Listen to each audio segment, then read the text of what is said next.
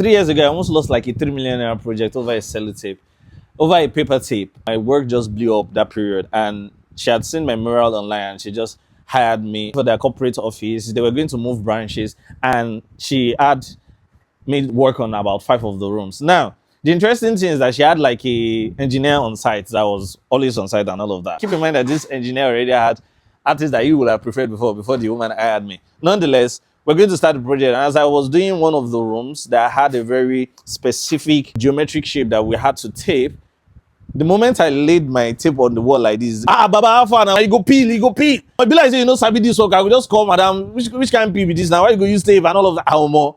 I just look, say, the easiest thing for me in that moment is for me to get on defense because I already know the bias that is making him speak to me like that.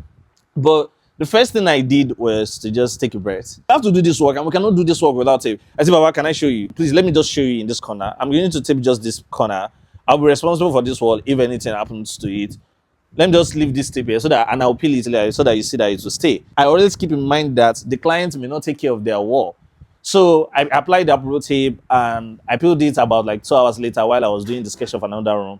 And he saw that he didn't peel. And I said that, Baba, you no go peel. That was the only confrontation we had on that project. And I eventually executed the project. But what he didn't know is the fact that even if that wall peeled, his threat doesn't disturb me because if the wall peeled while we were doing the project, I had an on-site crisis clause. The client approves that all surfaces are ready for artwork prior to the artist's arrival. The artist is not liable for the peeling, cracking, or failure of any pre-existing paint, primer, or drywall under normal installation condition. Any structural or surface testing required by the client must be requested in writing 48 hours before work begins. Of course, the engineer didn't know that, and this clause is just there when people want to f you up. You might have a good art. You might think that, oh, you're a good person and you do the project and you will not end up in debt. There are people that can set you up because of their own personal gain on a project. So if that project actually busted, either we're not going to go ahead with the project or the wall actually peeled, it will not have been my responsibility and I will still have gotten my pay. These are some of the reasons why contracts is important. These are some of the things that have saved me over time. So I'm sharing this so that you understand that as little as this thing might have seemed, add it in a note. Even if you don't want to draft up contract, drive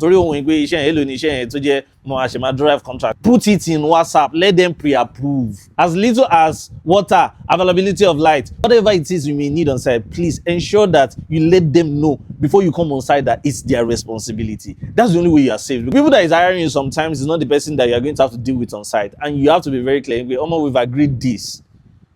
We've discussed this. Otherwise, I'm a swear. That's what's up.